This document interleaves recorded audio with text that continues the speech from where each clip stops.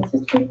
Alors, moi, je vais faire un petit peu Hélène Berthaud en 10 minutes, histoire qu'on tienne notre programme. Donc, je vais surtout vous montrer des images de ces œuvres.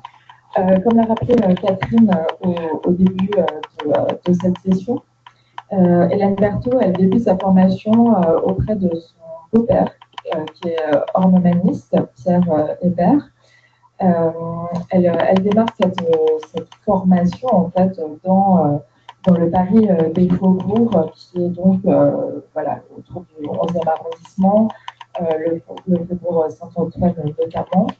Et à l'âge de 15 ans, elle est mise à contribution dans l'atelier pour modeler surtout des terrasses de pendules, des figures, ce qui fait qu'elle va avoir peu à peu un certain succès. Et à partir de là, voilà, commencer un peu à s'insérer dans ce milieu professionnel. Donc elle vient vraiment d'un milieu plutôt, comment dire, populaire, artisan. Et elle va devenir finalement une des sculptrices les plus en vue sous le Second Empire, mais aussi sous la Troisième République. Alors, je vous ai mis ici une petite caricature, parce que j'aime beaucoup les caricatures. Et pour moi, voilà, je pense que, pour moi, celle qui est caricaturée, c'est Hélène Berthaud, puisque nous sommes donc en 1896. Hélène Berthaud est sur le devant de la scène, puisque elle commence, disons qu'elle continue à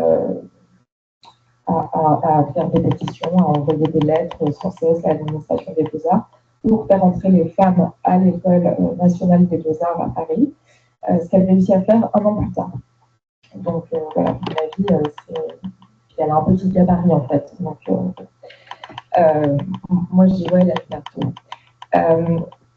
On la voit d'ailleurs sur cette photo en train de travailler à cette fontaine, la fontaine Herbet à Amiens, qui est sa première commande publique.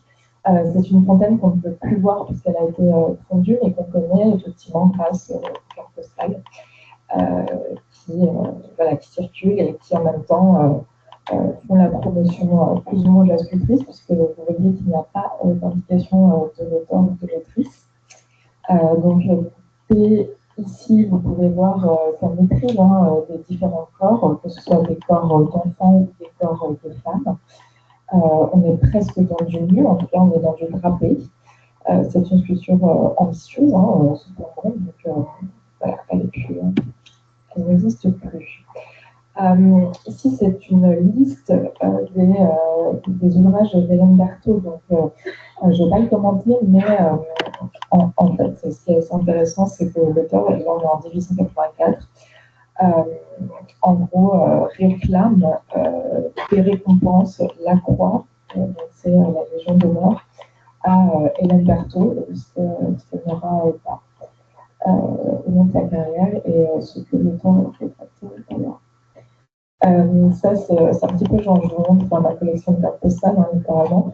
Mais on peut trouver Hélène Berthaud dans les églises, puisqu'elle fait de la sculpture religieuse. Vous la retrouvez sur le tympan de Saint-François-Xavier à Paris. Et puis, dans ce cœur de la chapelle à Cambrai, c'est elle qui fait cette sculpture que vous pouvez voir au niveau de l'hôtel. Donc, elle fait des décors aussi, mais son premier achat, c'est La jeune fille au vin, ou Sarah la baigneuse, qui est fortement appréciée au salon. Et donc, on peut la voir aussi ici, notamment. Donc, elle suscite de nombreux commentaires, et donc Lepage, qui est son biographe et qui a été cité dans la présentation précédente, en fait l'éloge, évidemment, mais en même temps, on remémore aussi ce qui peut être pas mal reproché, mais lui choisit de vraiment la décrire avec des termes très élogieux, même s'il dit que cette Sarah Aubin, donc, elle est inspirée de vers de Hugo, les orientales. Lepage remarque qu'effectivement, elle n'a rien d'oriental, mais qu'elle a une certaine fraîcheur, ainsi que de la couleur, selon l'auteur. Et c'est vrai que la couleur revient aussi dans les descriptions, notamment dans celle-ci. Je ne vais pas tout la lire, mais en gros, voilà, une évocation sur Madame Berthaud est un sculpteur coloriste par excellence, la chair frémit, palpite. Donc voilà, elle est aussi particulièrement reconnue pour son savoir-faire et aussi pour l'âme en fait qu'elle insuffle à ses sculptures. Voilà, j'aime ce pain. Ça, c'était tout un petit bonus parce que j'aime beaucoup la sculpture au centre qui est aussi d'Hélène Berthaud, qui est une figure du printemps et qui en fait est la synthèse de la tête de Sarah Aubin et des petites ailes de la psyché que vous voyez juste à droite. Voilà, je n'aurai pas le temps de développer, mais c'est pas très grave. Son deuxième achat à Hélène Berthaud, donc, qui est quand même présente dans les collections publiques, c'est Psyché sous l'empire du mystère. Donc vous voyez aussi une carte postale qui vous montre qu'elle est circulée. En plus, là, on voit bien son nom, Madame Hélène Berthaud. C'est une sculpture qui a été commentée notamment dans le travail de Sophie Jacques, qui a écrit sur la tradition académique de Hélène Berthaud en 2015. C'est un mémoire que vous pouvez trouver en ligne, qui a été soutenu à l'Université de Laval au Québec.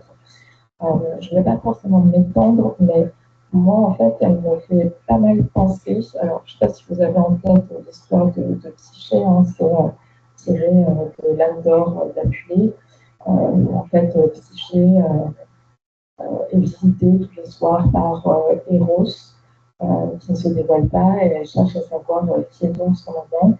Et donc, elle va prendre une petite lampe à l'huile et une goutte va tomber sur le corps de Rose.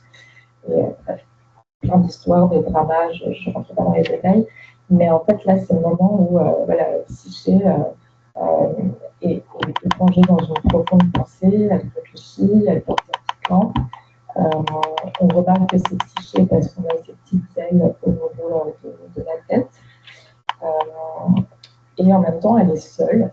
Et moi, je trouve que le rapprochement avec la profonde pensée ou intimité de Camille Claudel, avec cette espèce de recueillement intérieur, qui vous montre aussi qu'on se situe dans une veine symboliste, évidemment, vous montre aussi finalement des femmes autonomes et pensantes, qui moi, je trouve que c'est quand même des images alors, de l'émancipation, j'en sais rien, mais en tout cas, qui montrent la possibilité d'une femme, que ce soit dans le mythe ou pour s'acheminer, la possibilité d'une solitude et d'une solitude plutôt ok.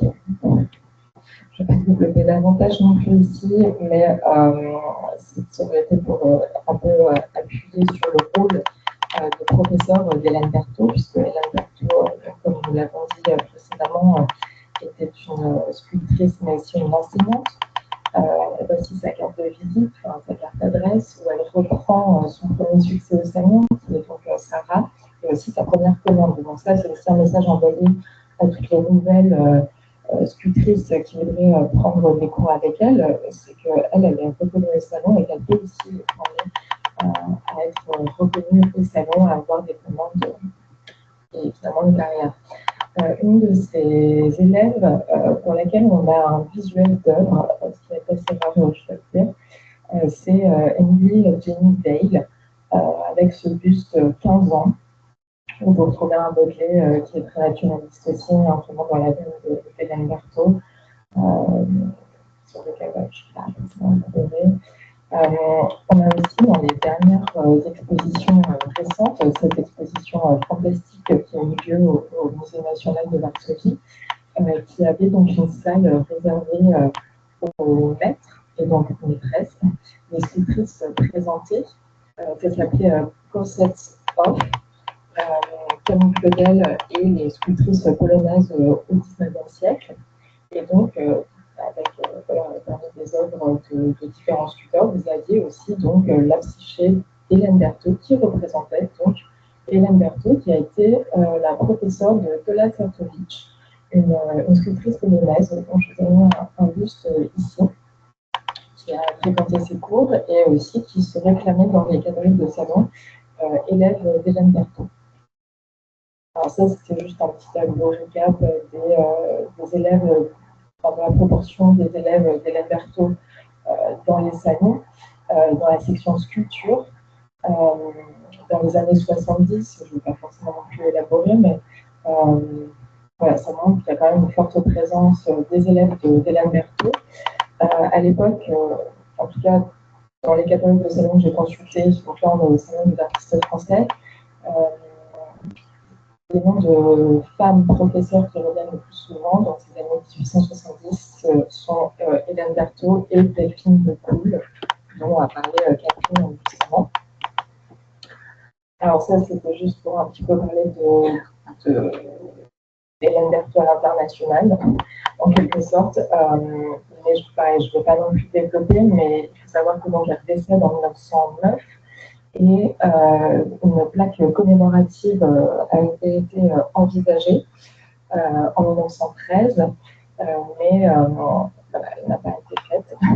Elle était censée être placée à Paris, et puis donc évidemment l'ouvrage dont vous parlez, Catherine et Clémence juste avant, une conquête féministe, Madame Hélène Berthaud, par Édouard Lepage, et donc préfacée aussi par Georges Montorgueil, qui est l'époux de Laure Montorgueil, qui est présente aussi dans l'exposition.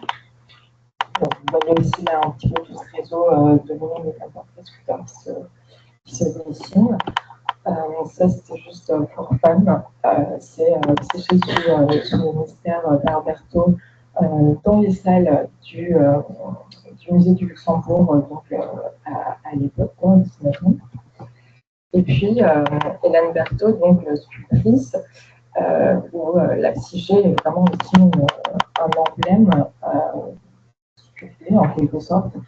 Elle est exposée au Women's Building à Chicago, à l'exposition de 1893. C'était une énorme exposition qui montrait les différentes œuvres de femmes artistes de tous les pays, en tout cas de pays européens et aussi nord-américains.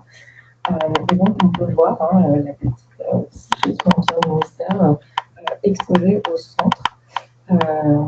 Ce qui montre aussi voilà, la capacité d'Hélène Berthaud à montrer sa sculpture un peu dans d'autres pays que la France. Et d'ailleurs, ça, j'ajoute ça, je vais finir là-dessus, c'est quelque chose qu'on voit aussi dans la presse anglaise de l'époque, où Hélène Berthaud, alors certes, on souligne beaucoup sa capacité à rassembler, notamment au sein de l'Union des peintres sculpteurs, mais aussi sa sculpture qui est appréciée. D'ailleurs, elle va exposer à la Royal Academy dans les années 1870 à plusieurs reprises. Voilà, c'était court, mais bon, vous avez eu des images et je vous remercie de votre attention.